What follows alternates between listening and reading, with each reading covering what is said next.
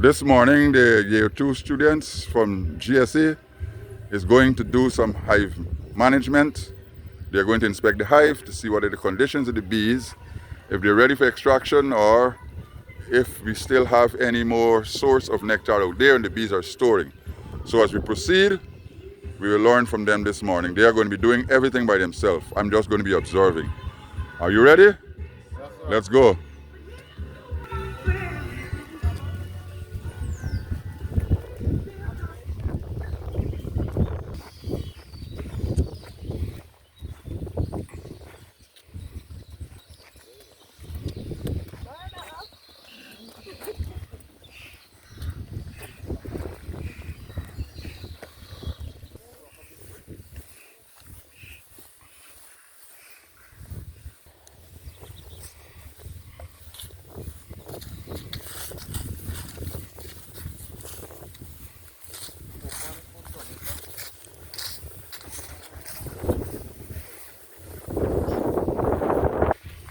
All right. The student is going to smoke all hives as he enter the apiary. So far we have 4 productive hives here. We've already extracted honey twice.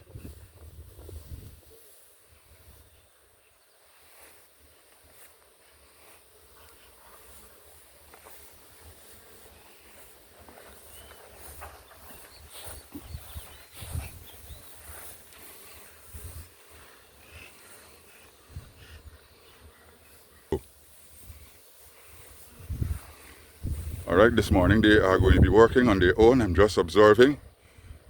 I wouldn't be doing anything, just observing that they are doing it in the right procedures. All right, somebody take the cover. Let me see what's going on in that hive, if it's ready to extract. This hive looks like it needs another week. I'm still seeing some uncapped honey. You can take another week, another uncapped, or some uncaps. This one taking the longest? Yeah. We can see some drones here on the hive. Doing nothing. They might be expelled from the hive soon.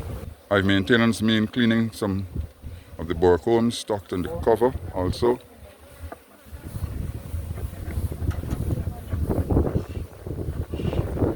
Students working on their own, I'm just observing. So you can cover the hive. And they're using the sliding motion to cover the hive.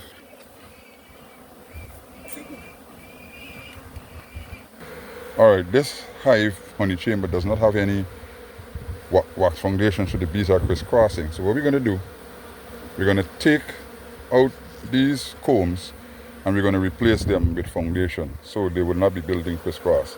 This is just another learning experience to show the students that what happens if you don't put foundation in the hive. So we set up the hives in all different fashions to see what happens if you don't put foundation in your honey chamber.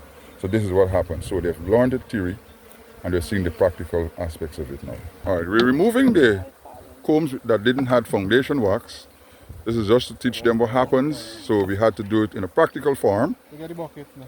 And we have a bucket here that we're going to be putting all the extra bore combs. So they are now trimming the combs off of the frame, and the next procedure they're going to ensure that they put the foundation wax in the hive. But as I said, this is an exercise we did with one of the hives without foundation for them to understand what happens so they won't use this as a practice in the future. So because they are crisscross, they have to cut all the way down, so they push the hive tool right down to hit the frame at the bottom. You know, it's being severed completely.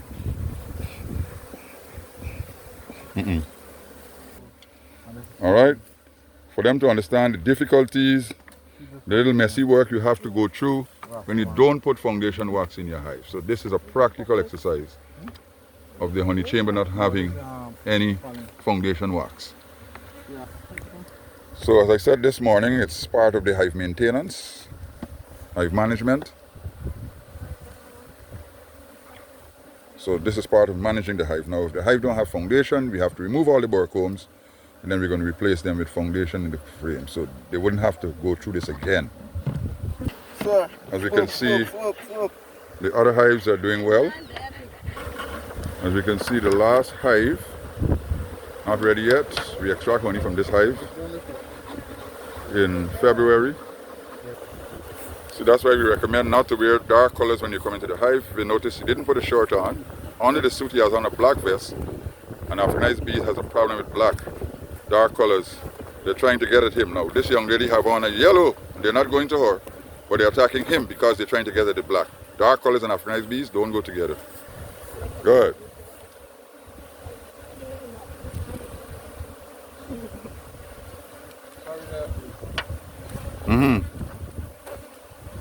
Good. So that's it for this morning exercise. We have checked all 4 hives, and we have observed one of the hives that was set up without the foundation wax to show what happens when the honey chambers don't have foundation in the frames.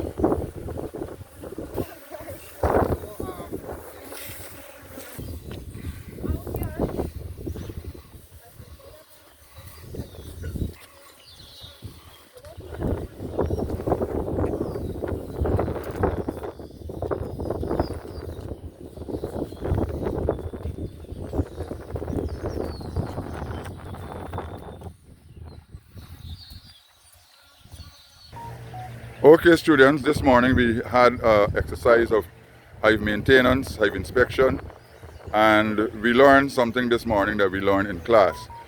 What is it we observed during the hive maintenance this morning? Anybody? Which part, sir? Attacking Martin because of the block that's there and the skin is more exposed.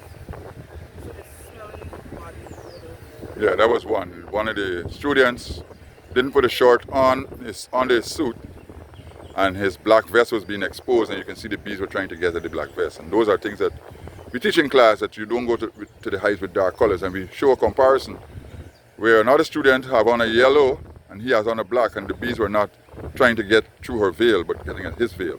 So that was one observation. What other observation we discovered? We observed that the hives, in the hive, the combs was crisscrossed because they don't have foundation waxes. Good, exactly. That was the main thing. That was the main reason for the exercise this morning, to show what happens when a hive does not have foundation wax. And we look at the others that has the foundation wax, and we see the difference how the comb were built, right? So to avoid crisscrossing, we put the foundation wax in the hive. Any other observation? When a bee gets into your clothing, you just move back or move further away from the hive so that you won't get bitten. Good. That was one of the practical and the safety rules. If a bee enter your veil by somehow it was not zipped properly, do not try to take it out in the apiary. If you're afraid, move out to the apiary. And if you want to free the bee, just open your veil and let the bee go out. Other than that, the bee wouldn't attack you. But if you don't feel safe, you can go out of the apiary like what the student did. Right? Any other observation? Anything that I didn't see that you guys saw? Yes, sir. I like how they're building a lot of drone combs. What would be the reason for that? Well, that's a good observation. Building the drone combs, meaning that the hive is becoming overcrowded and they're running out of storing space. So we either have to add another honey chamber or split the hive in two, or they will split themselves up.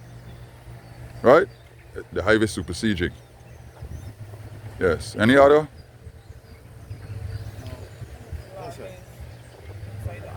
Well, that came because the combs were broken. Some of the drone combs that they built in the honeycombs got torn, trying to take out the crisscross combs. So the larvae fell out of the cells. So this student here, Brittany, she thought it was worms in the hive. But it wasn't worms, it's the brood. Because she wanted what worms are doing in the hive. But they are not worms. They look like worms. But eventually she understood that it was the brood from the drones, or the pupa of the drones. All right, any other? No, sir. All right, well, thank you for that exercise. And we are now going to proceed to do another hive removal from the wild. Good. Yeah, we can call this a wrap? Yes, sir. All right.